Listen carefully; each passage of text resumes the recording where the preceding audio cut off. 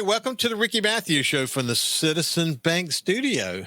We really appreciate you joining us as we continue these terrific conversations about making Mississippi as wonderful as it can be. And, one of the ways that we can do that is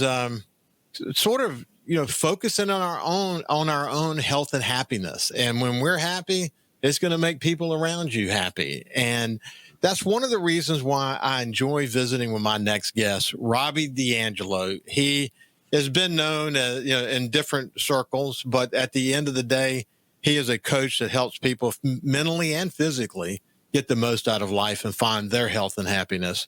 And if you know Robby, if you've been a regular listener, you know that he joins me on a regular basis. It's been a little bit of time, but it's great to have you back, Robby. Rick, it's an absolute pleasure as always, and I'm looking forward to visiting today. Well, first, I have a lot of like latest pieces of my journey, my health journey, which is all positive, I might add. But we'll get to that eventually. But yeah, kind of bring us up to date. What's the latest with you? Man, just working. Been traveling a lot with business, and in the middle of a church plant and launching a new men's group. So I'm staying as busy as I want to be right now. Well, that's really good. How are you feeling? That's still a battle. I'm not going to go down the rabbit hole of how I feel about our medical institution. But I'm still battling through it. Still good days and bad days. I think my good days are getting better, but I'm absolutely still having some of those rough days. But I'm moving forward and doing the best I can. Yeah, what Robby's referring to, if you haven't heard us talk before, he got this really unusual and very serious infection in his leg, and it's been quite a journey over a couple of years, really, hasn't it? It has. It's been about a 2.5-year journey now, and come to find out, one of the things I've been doing it last year and a half really is like just doing all the testing I can possibly think of.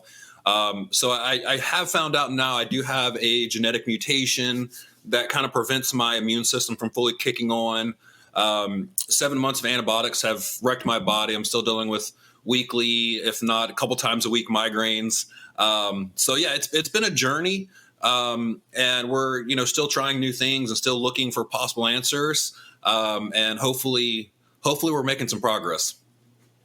Robby, I've talked about it on the show a lot lately, and I've mentioned it to you before, but you don't know the latest. But I finally decided to sit down and write my book. It's lessons learned from Katrina, but it goes beyond that. It started as that, but it went into sort of what happened in my life prior to Katrina that it prepared me to be a leader after Katrina. And then really some really important, situations that have happened since then as a way of, telling the story. One of the name of the book is Hope's Epidemic.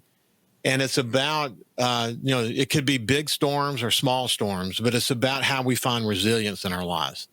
And, I think the thing that prepared you, if you were writing your story, you would find that all of the things that happened to you, from playing at Southern Miss to losing weight to getting into sort of, the physical side and then into the mental side, that whole divine, and I will say divine, man, process leading you to discovering this genetic mutation prepared you to be able to fight that as you continue to fight it and still be able to help others find hope in their lives at the same time, man. You realize that is a powerful intersection you find yourself at? It's one of those things, Ricky, like we talk about in the Christian world, like the test is always given and then you learn the lesson. And that is so much of life. And that's really been what it's been for me, is sometimes in the midst of the storm, you're in the storm and all you can see is the storm, or you're not really seeing what you're getting from the storm. You're not seeing that, hey, only with rain does that nourish the soil to produce fruit. And yeah, I was joking with one of my mentors a couple weeks ago. he's from Coastal Mississippi. He's actually professor at the University of Alabama. And he goes, well, if anybody knows perseverance, it's you. I was like, thanks. I know. Yeah. And you're right. If I wouldn't have been through some of the tests I've been through, I think going through everything I've been through with my health in the last few years would have hit me a lot harder. And I wouldn't have been able to fight through and keep fighting, because there's been times, Ricky, where I'm not gonna lie, I've wanted to be like, okay, I'm done. Like, I just can't do this anymore. I'm tired of fighting. But just that voice in the back of my head goes, no, you're like, keep going. You're going to get through this. You weren't put on this earth to quit. Keep going. And it has been that test of like, okay, small test of perseverance to kind of builds that muscle over time. Where you learn about yourself in that process. Mm-hmm. You know, most people emerge on the other side of it. Some don't, sadly, some don't. But what you learn about it is something that you can help someone who may actually been in a position where they were not headed toward being able to work themselves out of it, and help them work themselves out of it. So the empathy that you gain and the ability to convey it because of your own personal experience, a deep seated experience. To think that you're a human capital coach, you know, a consultant that focuses on physical and mental, you know, where those two intersect to find hope and happiness in life. I think it's a gift that you've had this moment, as much as difficult as it's been for you. I think it's a gift. Well, it has been, because you said it is empathy. Like I can have a conversation with someone and 100% know the pain they're going through, and 100% know and have patience with that person, and not like, hey, why don't you just do this? Or why can't you just figure this out? Like, no, I understand what those days are like when you want to just quit. So it is that deep level of empathy, but it's also something where a lot of the stuff I've learned has been theory that I've now been able to implement in my own life. And it's bolstered my belief in knowing like, oh, this actually works. This isn't just some theory in a book. Like, no, I have learned this theory, put it to the test, and now I can undoubtedly say, no, this works. Yeah, I so clearly get it. You know, it's interesting. I had a guest on, and she said something like, I asked her a question. I said, did you know back then that you were going to do this? And her answer was something like, no, I was too young and not wise yet. And she was, you know, she wasn't young, particularly super young when that incident that we're talking about happened. And she's, you know, I would say probably in her 60s now, looking back on it. And what it caused me to do, and we talked a little bit about it on the show, but then it really caused some reflection in me. And that is that one thing that comes with age, you know, you may have physical challenges and mental challenges and other challenges, but one thing that comes with age is real wisdom. And what happens as a result of these experiences, even though, I mean, think about all these processes that you learned about how to help people, whether it be someone who wants to be a bodybuilder and have the body of a bodybuilder. You know how to teach them about nutrition and how to approach that, how to think about protein and water and exercise and sleep and all these things. And then you started to get into the mental side of things, and, you know, what determination is all about and what perseverance is all about, and how to be positive and how to approach life and all of that, and then combine all those things together. So you were already pretty effective. I mean, and what's interesting about what you were doing is you're an entrepreneur. You were literally making a living doing these things. You literally aren't working for somebody else. You're going to be doing as well as you're able to prime your pump, but you're doing the priming yourself. And so then to have these health challenges in the midst of having to also prime the pump. Wow, what a challenge that has to be. But at the end of the day, what it makes you is better. It makes you able to have conversations with people, share experiences with them that can apply to all these processes that you knew before going into this. And just, I mean, how can you not be effective in that scenario? Yeah, it's one of those things. Like I used to like wonder how people stayed so calm in the midst of trial. And you look at like these older people in your life, and, you know, they would just let things brush off their back and things wouldn't affect them. I'm like, how does that person do that? And now I'm like, oh, I get it now. You know, you go through enough trials, you go through enough trauma, and you're like, okay, I mean, this isn't fun, but Yeah. we'll get through this as long as I'm breathing. We're good, and that's like You one of know, those lessons you learn. one of the things I used to say, and we'll pick it up on the other side. We got less than a minute left. But one of the things I used to say in my corporate roles, I used to draw on my paramedic experience where, there was death and dying. And I would say, okay, look, stop for a second. I know this is important, but let me remind you of something. The world that I came from, earlier in my life, I mean, no one's going to die from the conversations that we're having right now. This is really about how this company is going to go forward, et cetera. So let's don't, I mean, the wait is important and we got to deal with it, but it is not the end of the world. Let's take a step back for a second and look at the big picture here. I often said that. Okay, when we come back on the other side, we'll continue our conversation with Robby D'Angelo. Welcome back to the Ricky Matthews Show from the Citizens Bank studio. We're joined today by my friend Robby D'Angelo, and he's written books. He's done it all. He refers these days as himself as being a human capital consultant. And you get the basic, punchline for the work that he's doing based on the conversation we just had. But Robby, we were into the break, so I didn't give you a chance to react. But when I talked about my paramedic experience and dealing with corporate issues and kind of reminding people for a second that, look, wait, no one's going to die from the decision we're about to make. Okay, so let's take a step back for a second and put things in perspective. It's not the end of the world. So let's work through that. Have you found yourself in similar scenarios? Yeah, especially, one of my big passions right now is I'm really, really focused on like the next generation of men. These 20 something, early 30s. They're really just get out in life and the life's kind of punch them in the face for the first time. And so I'm really focusing my ministry work there. I'm focusing a lot of my coaching there. And the mountains out of molehills that they're making with some of the stuff in their life, and how worked up they're getting and energized and emotional they're getting over some of these problems. I'm like, hey man, let's take a breath. Let's think through this, and I promise it's going to be okay.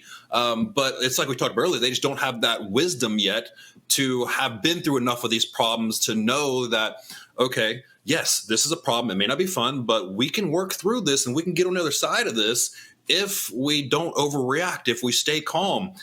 So as I'm working with this next generation of men, just learning this emotional fitness piece, and learning like how to calm yourself down and get back to a logical, like you were talking about, okay, just, hey, this is a problem. It's a challenge, but it's also an opportunity. We can get through this.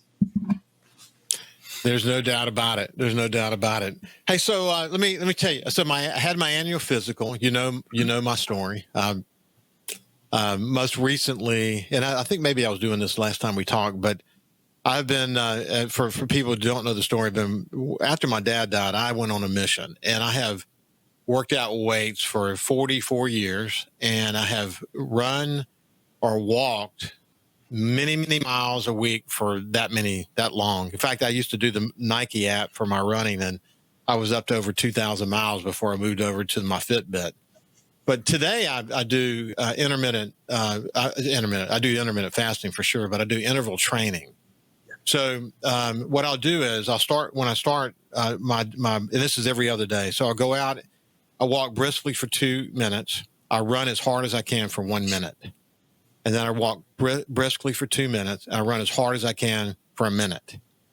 And then when I feel like I'm in the really, okay, I'm in it, I feel like my body's beginning to loosen up and I'm in the stride. Then what I do is 1 minute, 1 minute, 1 minute, 1 minute. And I'll do it for about 8 or 9 peaks. What I'm trying to do is get my heart as fast as I possibly can. So I get, I do 8 or 9 peaks. And then when I'm really feeling like, I'm beginning to feel it. And then I'll just walk briskly the rest of the way. It takes me typically about 2 to 2.5 miles to finish that. And then I'm done. And then the rest of the day, I'll watch my watch closely because I'm going to get 10,000 steps either way. Okay. So I get toward the end of the day and I'm not there, then I'll go out in the yard and walk around or go walk back through the neighborhood, but I'm going to try to get that. So I've been doing that for 44 years. And more recently with the Fitbit, which I've had for several years now, I can literally watch everything. Rest and heartbeat. I can really look at the health of my heart. And because I had that one big heart incident, I actually have an alarm that will go off on my watch if that were to happen again. Specifically for me, it was atrial fibrillation. But I can track my calories. I track my macros. I know carbs. I know everything, and I do it every single day. You can say I'm obsessed with it, but I've really been able to find health. I go to my annual physical this year. Everything is great, except my A1C was slightly high. Okay, what came? I have my sugar was high. And then they checked the A1C, and it was 6.1. So for people who are aware of that, it's 6.1. And what that is like what it does, it's more specific than just looking at a single sugar number. It looks back several weeks. It's kind of a read of where you've been several weeks. And in that time frame, I'm coming out of hunting season where I don't pay as close attention to what I eat, probably eating a little more sweets. I don't have a sweet tooth, but if I had the opportunity to eat sweets, I'll do it. But what I've learned, Robby, you know this probably better than I do. What I've learned is as we get older, our ability to process sugar and sugar, and I don't eat sugar drinks or anything. I don't eat any sugar, no sugar, but it's usually from carbs, the complex stuff that I'm getting it from. But from carbs, what happens is your body loses its ability to promptly process that, like some people do, and then what happens then you get into what is called pre-diabetes. Now that doesn't mean you're going to be a diabetic. It just simply means that if you don't pay attention, it will get you at some point in the future. And so I've been really working on that. What I did is I said, okay, first of all, I'm going to lose about 10 more pounds. And so I'm down 10 right now. And I'm going to probably lose 10 more pounds, to be honest with you, because my numbers are getting a little bit better, but I don't get another test for another 2 months. But it's interesting. I'm just paying attention to these things. And once I know that is a potential challenge, I'm going to be on it like none of your business because of what I want to do. But do you actually get to that level of coaching with people? Yeah, like in my head, as soon as you said that, I'm like, okay, he needs a berberine supplement and he needs to go for a 10-minute walk after every meal. Because those are like science proves those are the two best things naturally you can do to lower the A1C. I do get that level with people, not because their physical health is what's important. I mean, my goal is their priority. So what are your priorities? That's what I'm focused on, whether it be health or relationships, business, whatever. But the reason I talk about your physical health is that's your battery. And without a battery, without energy, you're not going to be able to accomplish any of these goals. Even like with me and all the brain fog and, just lethargic feeling I have right now, that is my battery. And for me to work, I have to have that charged battery. So when you're talking about physical health, yes, I know this now beyond a shadow of a doubt for the past couple of years. Without your physical health, you really don't have anything. So that's why that's so important, because that's the foundation for everything else. So yeah, I still do that with people. Just kind of depending on where they're at and how much help they need. I had a, consulting call yesterday with the business owner that we're literally looking at mergers and acquisitions in her business, but we're also talking about her physical health because it's affecting her business. So I do get that level with people, just kind of depending on where they're at and what their needs are. Well, I tell you why it's so relevant, and whether people agree with Robert Kennedy and his work, he has raised an important question in America today, and that is the amount of processed foods that people eat. And for example, you may think that you're eating healthy, but you're probably not. The amount of processed foods is really important. So what I have done, and what Ann and I have done for some time now, is focus way more on whole foods. I mean, a lot of, fruits and vegetables and non-processed meats, a lot of chicken and turkey. Rarely do we eat beef. Rarely, very rarely actually. But, a lot of fish, of course. Fish is so high in protein, it's crazy. You start looking at the benefits of eating fish. But, paying attention to, especially as we get older, people should be getting, and it's hard to get your head around, but a gram of protein for about every pound of every pound you weigh. Now, look, if you want to maintain and build, that's for sure. But if my age, you should be getting between 100 and 150 at least grams of protein a day, because you start to lose muscle as you get older, and you got to be paying attention to these kind of things. All of this is part of the conversation, because if you don't feel good on the inside, you're not going to feel good on the outside.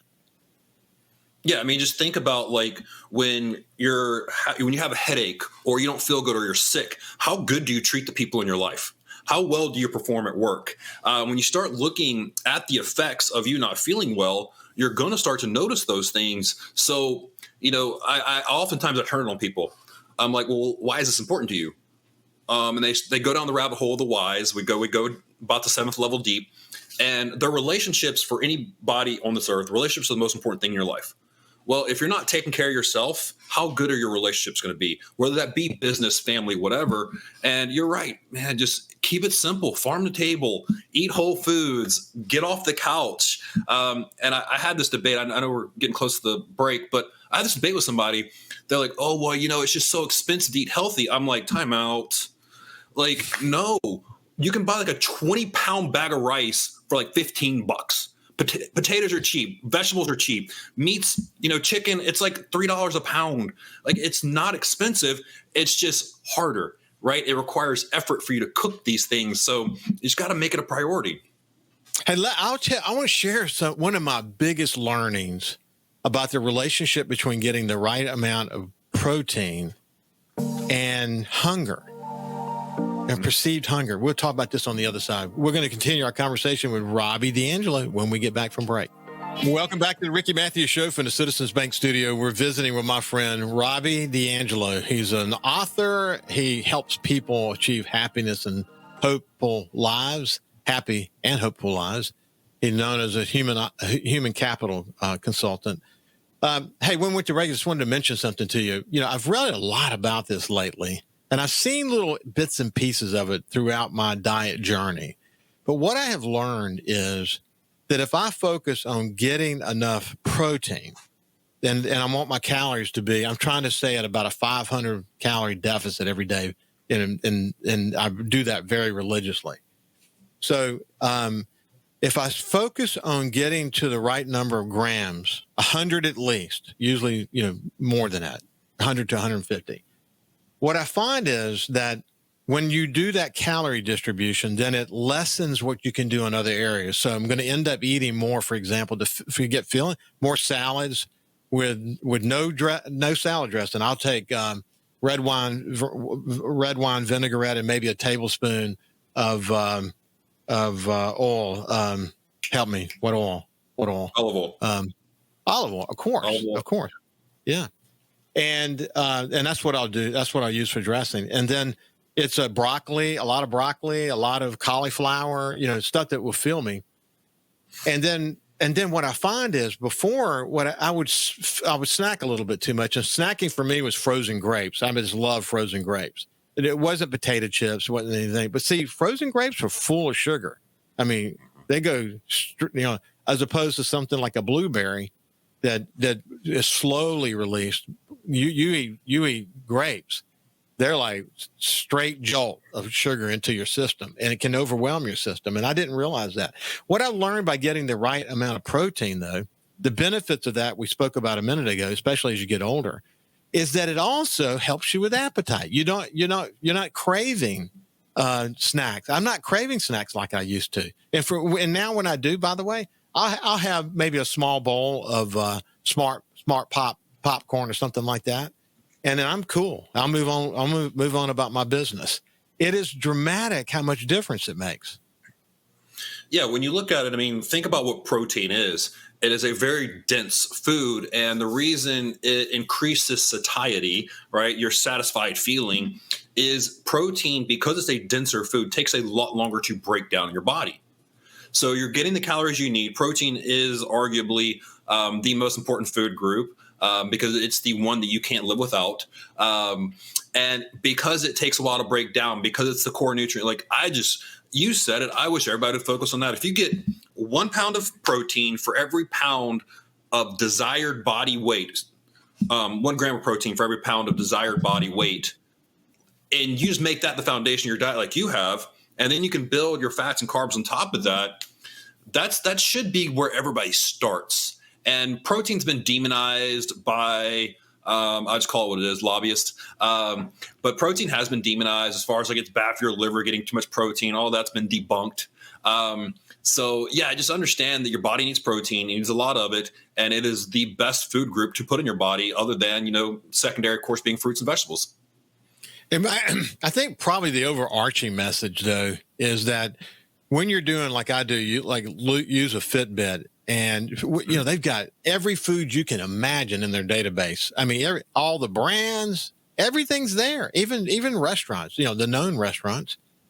And so when you go in there to select your food, it makes you so much more aware. Like, I'll give you an example. Ann made some chicken with some bell peppers and some other stuff. Real super healthy meals, but she made a bunch of it.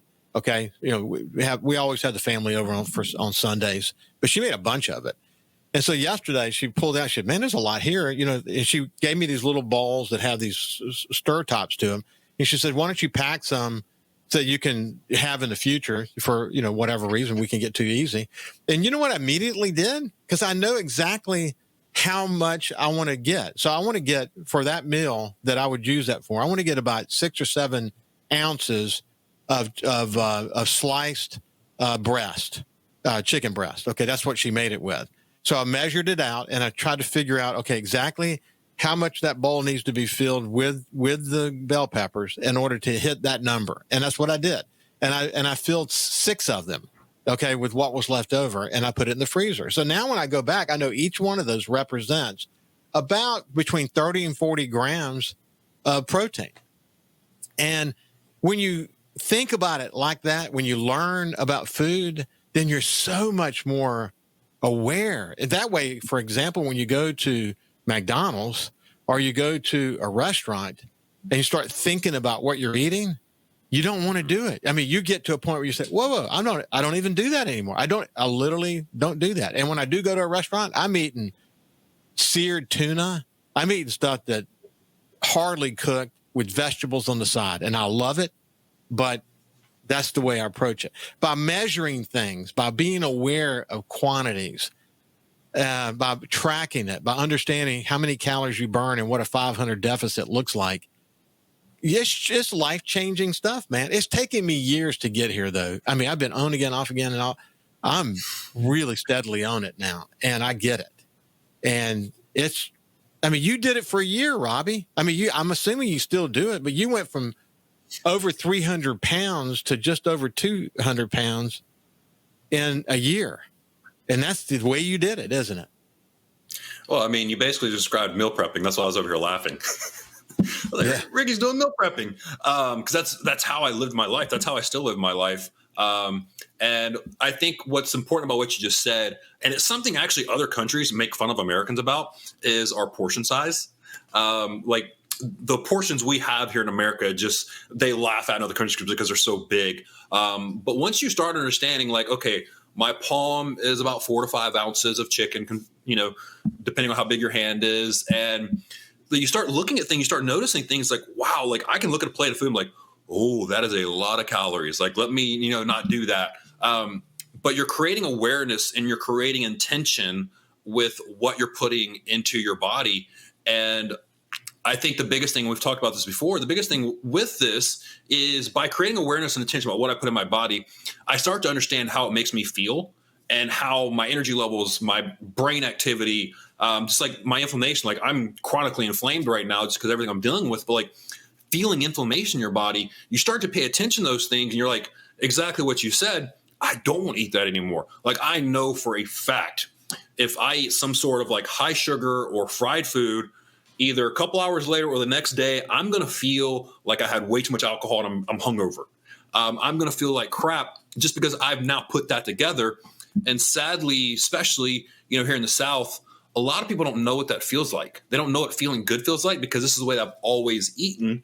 So it's hard to break that cycle because this is the way it's always been done. And I get used to this feeling of being tired. Like, you shouldn't be tired all the time. You shouldn't be sick all the time. But that's become even though I hate the expression, the new normal, just because that's the way we've always lived. And it's incredible to consider how many people around us live chronically with inflammation, and they don't even really know it. They don't know what it is. They don't know that it's attacking their body. It's making them feel bad. It's affecting their sleep. It's affecting their resilience. It's affecting everything about them. And so much of it is related to what they put in their bodies. And if they could somehow, as I have done, if they could somehow find the relationship between feeling really, really good with what you put in your body, you would be, what people do for about a minute of pleasure in eating food and the long-term impact of that minute of what it takes to reverse whatever you set course with around that is, once you start to understand the cause and effect around those things, it can really change your life. I mean, there's no doubt. And I'm going to play devil's advocate for a minute, because this is the argument I hear is, well, life's too short. And I'm like, well, actually, you're making life shorter, but we're not going to argue that point. So what I tell people is, look, just find that 1 or 2 meals a week that you enjoy, but the other 95% of the time, do good. Like for me, it was always like, hey, either date night or when I go out with like family or friends and I'm in a social setting, that's when I'm going to enjoy myself, right? But the other times when it's just me, if I need that pleasure from food, then there's downstream problems going on that I need to actually address the root of the problem. Stop masking the symptoms with food, because that's, I was an emotional eater for most of my life. I understand that cycle, but I'm not saying don't enjoy life. I'm not saying don't enjoy good food. I live in a food city and there's so much good food around here. I'm just saying, don't make it a daily practice, enjoy it for what it is. That was the original design of sugary desserts and drinks was, hey, this is something to be enjoyed on occasion, on a special occasion, not every day. Yeah, you think about the number of sugary drinks that people are drinking. Oh my goodness, buddy. It's unbelievable. Mm-hmm. It is. You start adding up the calories on those and the health implications on those. We can get in the whole debate about sugar-free versus sugar drinks. And I promise you, the science proves that the sugar drinks are worse for you. But it is crazy. And you think of a place like Mississippi, 51% of people live in rural areas. They have access to a gas station that might fry chicken, and they're happy to have it, and don't know kind of a lot of what you and I are talking about, and having access to healthy food is a really big issue. And then you add into that the Southern thing, big problem. Okay, when we come back on the other side, we'll continue our conversation with Robby D'Angelo. Welcome back to the Ricky Matthews Show from the Citizens Bank studio. And I have to say, man, poor Kyle, because he has to listen to all these conversations during the break. Sometimes I think we ought to tape. I said it a bunch of times. We ought to tape the conversations that happen during the breaks, because there's a lot to learn from those conversations. But anyway, Kyle, thanks for your indulgence as Robby and I talked about health. Limit of statute, whatever it is, limit of statute of limitation. Yeah. Turns out in about 10 or 15 years, I'll release it later. There you go, man. There you go. It'll be on my SoundCloud.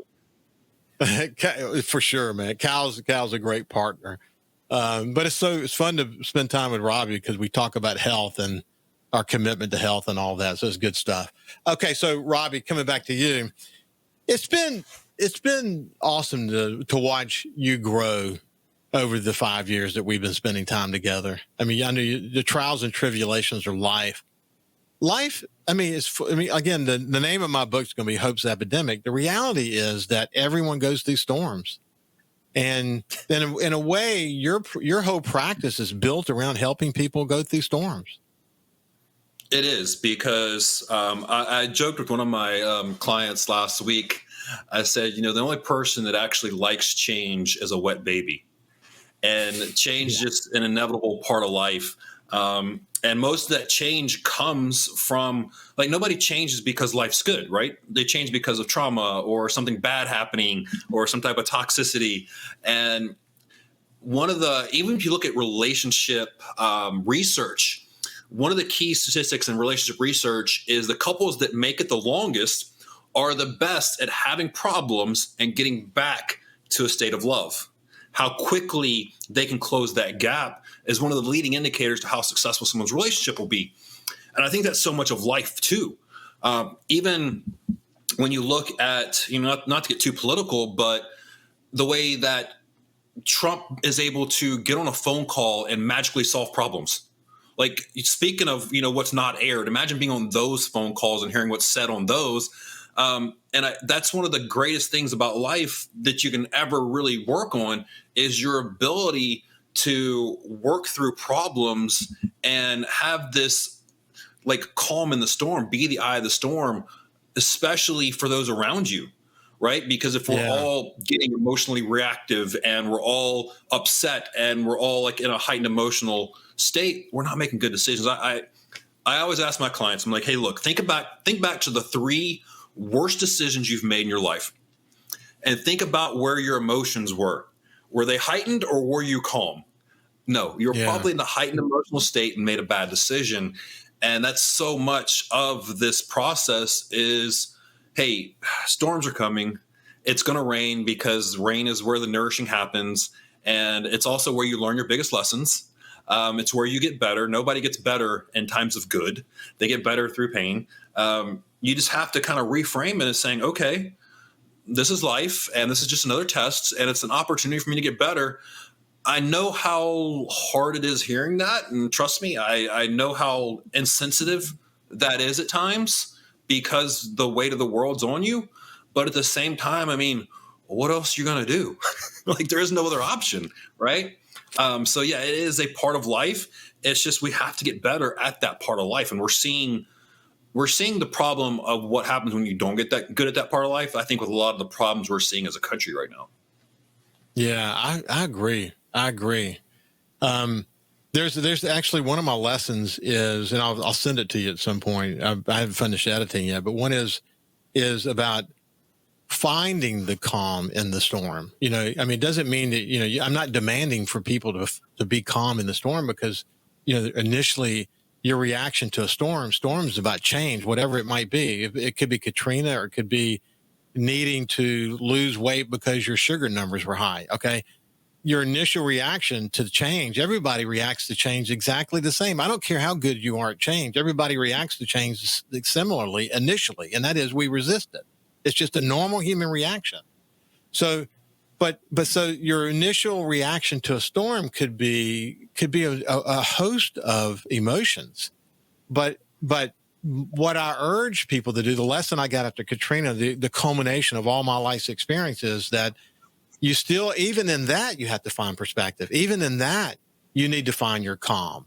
Because when you do eventually find your calm is when you begin to accept the situation and also be able to influence others in a positive way. I mean, you have, they say, well, if he can go through it, maybe I can too. And that's where the epidemic starts to catch on.